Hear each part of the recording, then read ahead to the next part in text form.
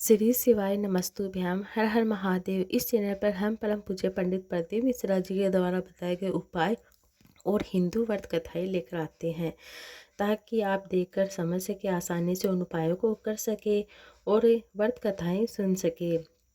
आज 18 नवंबर 2024 दिन सोमवार है। मार्गशीर्ष का महीना शुरू हो गया है और आपके लिए लेकर आई हूँ 5 विशेष उपाय।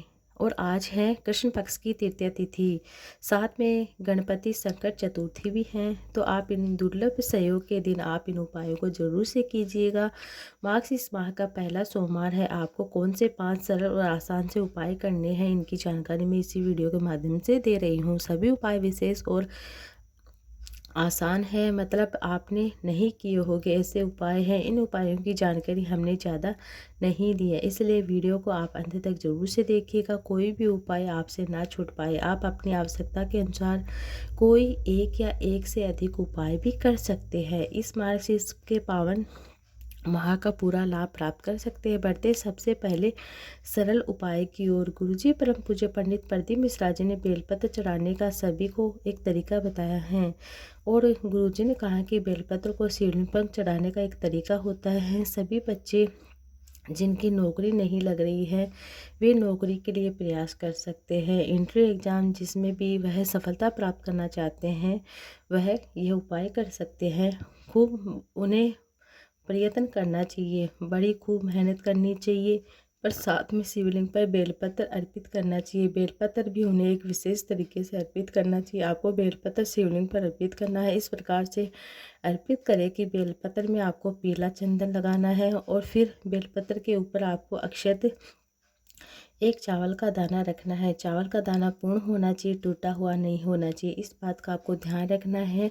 या तो आप पीला चंदन लगाइए, फिर आप या चावल का दाना, यदि दोनों में एक ही चीज़ आप बेलपत्र के ऊपर रखते हैं, बेलपत्र को शिवलिंग पर समर्पित करते हैं। इसके बाद श्री शिवाय नमस्तुभ्यम मंत्र बोलते हुए, अपनी मनोकामना बोलते हुए यह उपाय आपको करना है। बेलपत्र के डंडे का उपयोग जलाधारी की ओर करना है। इस बात का आपको ध्यान रखना है। अगर यह उपाय करते समय आप उत्तरमुखी होकर, अर्थात आप दक्षिण की तरफ खड़े होंगे, आपका मुख उत्तर की तरफ होगा, तो आप ये उपाय उत्तरमुखी होकर करेंगे तो आपको बहुत जल्दी अच्छा मतलब आपको लाभ देखने को मिलेगा। उत्तरमुखी होकर ये उपाय करेंगे तो बेलपत्र की डंडी आपके विपरीत होगी, जलाधारी की ओर होगी, और यह उपाय काफ़ी अच्छे से किया जाएगा। दूसरे विशेष उपाय की ओर गुरुजी ने बताया है कि आपने पिछले वर्ष की इसी महापुराण की कथा में गुरुजी ने बताया कि जीवन में बहुत ज़्यादा कष्ट है, परेशानियां चल रही है, दुख भरा जीवन चल रहा है, जीवन में कुछ समझ में नहीं आ रहा है कि कोई रास्ता नहीं दिखाई दे रहा है। तो यह उपाय आपको करना है। आपकी कोई मनोकामना है लंबे समय से पूर्ण नहीं हो रही, अटकी हुई है, जो पूरी नहीं हो रही, आपको इस उपाय को करने के लिए आपको बेलपत्र माता अशोक सुंदर के स्थान पर अर्पित करना होगा।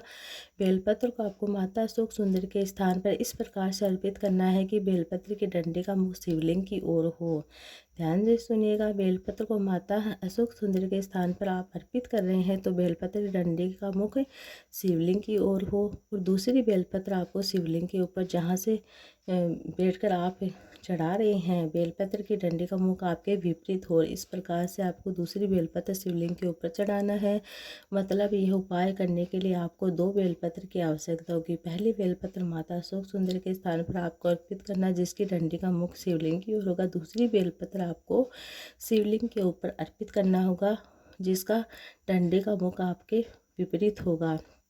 इस तरह से आपको 2 बेलपत्र शिवलिंग के ऊपर अर्पित करना है और माता अशोक सुंदर के स्थान से जल चढ़ाने की शुरुआत करनी है। इसके बाद पूरा जल आपको शिवलिंग के ऊपर चढ़ाना। धीरे धीरे जल चढ़ाते जाइए, तेजी से आपको जल नहीं चढ़ाना। जल चढ़ाते चढ़ाते आप अपनी मनोकामना श्री शिवाय नमस्तुभ्यं मंत्र बोलते हुए ये उपाय करना है। गुरुजी ने कहा कि आप इस मार्ग से इस माह में जरूर कीजिएगा। आपकी जो भी कामना अवश्य 1 महीने के अंदर अंदर पूर्ण हो जाती है। गुरुजी द्वारा बताया कि बहुत ही आसान सा सरल सा उपाय है।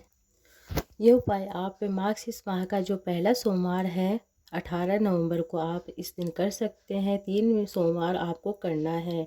नियम बना लेना, आपकी कामना निश्चित ही पूर्ण होगी। बढ़ते हैं अगले विशेष उपाय की ओर। कार्य में सफलता प्राप्ति के लिए उपाय है। एक विशेष उपाय है, आपको क्या करना है, 12 बिंदी वाला ये विशेष उपाय आपको लाल चंदन की 7 बिंदी जलाधारी में मतलब है माता पार्वती के जो हस्त कमल होते हैं, शिवलिंग का जो कटी भाग होता है, वहाँ पर आपको 7 बिंदी चंदन की लगानी है।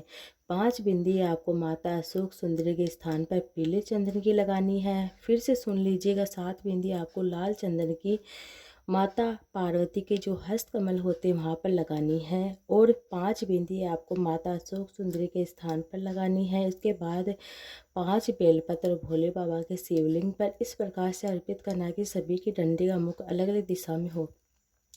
इस प्रकार से उपाय करेंगे, आपकी जो भी कामना है उसको बोलते हुए, जो लंबे समय से पूर्ण नहीं हो रही, आपको यह उपाय करना है, आपका कार्य जरूर सफल होगा। उस कार्य में सफलता के लिए, मनोकामना पूर्ति के लिए उपाय कर सकते हैं। अगर आप नौकरी एग्जाम में सफलता प्राप्ति के लिए करना चाहते हैं, या आप मेहनत तो खूब करें, आपको मेहनत के अकॉर्डिंग आपको फल नहीं मिल रहा है, पर शिव पर विश्वास करते हुए यह 1 लोटा जल चढ़ाने का बहुत ही सरल सा आसान सा उपाय है। भोले बाबा का साथ मिलेगा, आपका लक्ष्य जरूर ही पूर्ण होगा, आपको अति शीघ्र सफलता मिलेगी। अति शीघ्र आपकी जो भी एग्जाम है उसमें नौकरी में सफलता देखने को मिलेगी।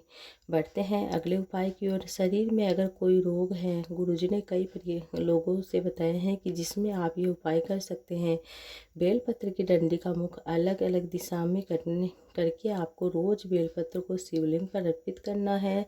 अर्पित करते समय आप हटकेश्वर महादेव का स्मरण करते उस बेलपत्र को आप औषधि के रूप में प्राप्त कर लीजिए, उसका आचमन कीजिए। ऐसा आपको 10 से 15 दिन तक करना है। उसके बाद डॉक्टर के पास जाइए, दवाई कार्य करना प्रारंभ कर देगी, आपको लाभ देखने को मिलेगा। यह गुरुजी द्वारा बताया गया बहुत ही सरल सा आसान सा उपाय, जिसे आप इस माह के सभी सोमवार में कर सकते हैं, जो बहुत ही पवित्र हैं। बढ़ते हैं 5वें और अंतिम विशेष उपाय की ओर।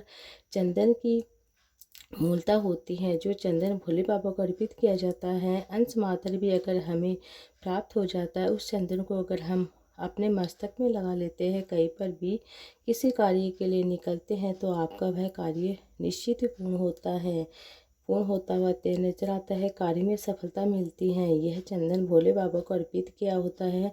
मतलब आप ऐसा कर सकते हैं, भोले बाबा के शिवलिंग पर सबसे पहले चंदन से लेपन कीजिए। थोड़ा सा चंदन आप की डिब्बी या किसी पात्र में प्राप्त कर लीजिए। उस चंदन का आप उपयोग आपको रोज करना है।